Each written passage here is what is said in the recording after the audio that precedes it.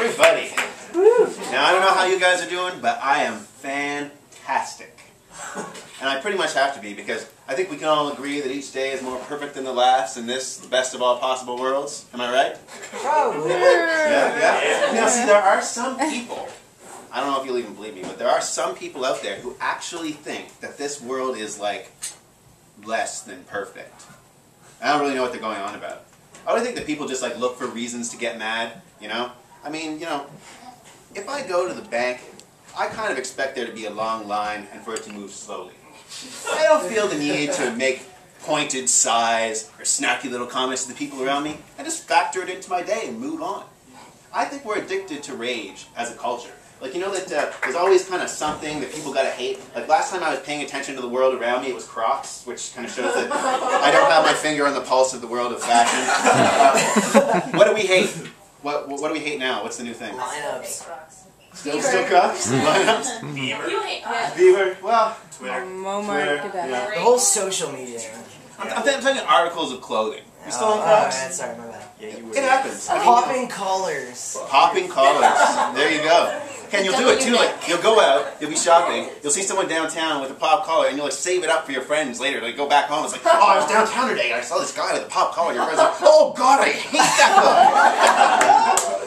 guy. And some people just get mad because, you know, it's Friday and they got to make their mind up. That shit happens. It really does. Not me though. I'm a real easygoing guy. Everything's just chill. Focus on the positive. You know, like, you can wear whatever you want around me. I'm cool with it. You can, you know, you can talk during movies. I'm fine with that. I don't care what kind of music you listen to. You know, I mean, stealing's wrong, but I understand the logic behind it. There's arson, which is another thing that's just kind of like, oh, but you know, I get it. Like, sometimes there's just some things, they're not on fire, you kind of feel like they should be on fire. You gotta follow your heart. I truly believe that. Murder's not very cool, but whatever. I guess it made sense at the time. I'm not here to judge. Really, the only thing that I have a real big problem with is littering.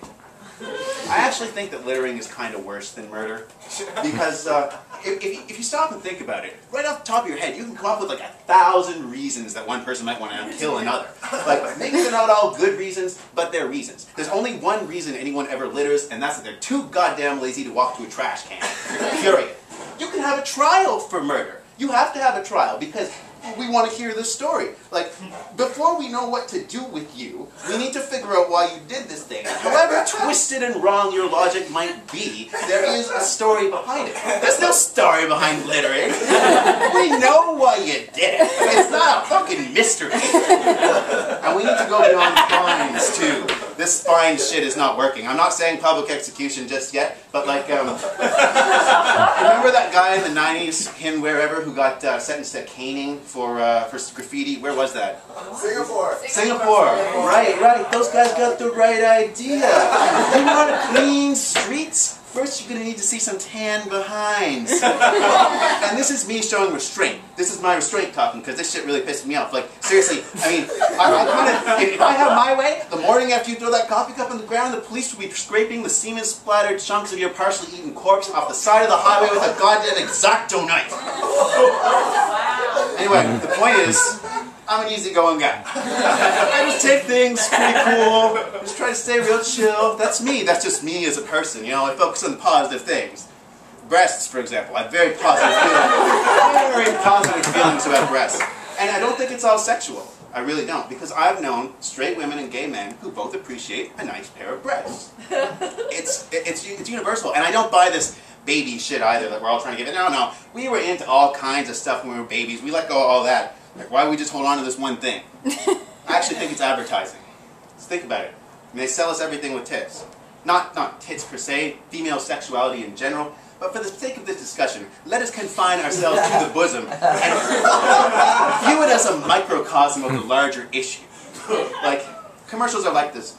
And you know, if you see this kind of thing 5 times every commercial break for your entire life, it's going to affect you. You say it's a burger commercial. You see crisp, fresh lettuce going through the air with cold water drops coming off it. Whoosh. See a firm, ripe tomato getting sliced up into a neat pile. You see gooey cheese bubbling on top of flame-broiled meat, and then you see tits. Not really, but, you know, in general, the suggestion is there. Suggestion. It's sexual. It becomes sexual. And they associate these ideas together. If you see that kind of people trying to use sexuality to sell you stuff, five times every commercial break for your entire life, you're going to grow up with some pretty positive feelings about breasts. And that doesn't work both ways. You don't see that with male sexuality. The closest you might get will be like a deodorant commercial or for like shaving stuff. There's a guy in the shower. Ooh, it's like, that's so tame. That's not really comparable. Like if the shoe were really on the other foot, and commercials would be like this. Like say you're looking at a beer commercial. The top comes off. This beautiful golden liquid spills out. Capping off into this perfect white foam on top. And then you see a big hard cock. And the next commercial, you got like flame broiled rotisserie chicken. It's carefully battered and placed beside these immaculately cut French fries covered in thick, rich gravy and a raging boner. And then car commercials are like, you know, sleek design, safety features, more horsepower, big dick, big dick, big dick. I promise you, I don't care who you think you are or what you think that your sexuality is, you see that 5 times every commercial break for your entire life. One day you're going to be sitting on your couch and you're going to think to yourself, you know, I could really go for some cock ring.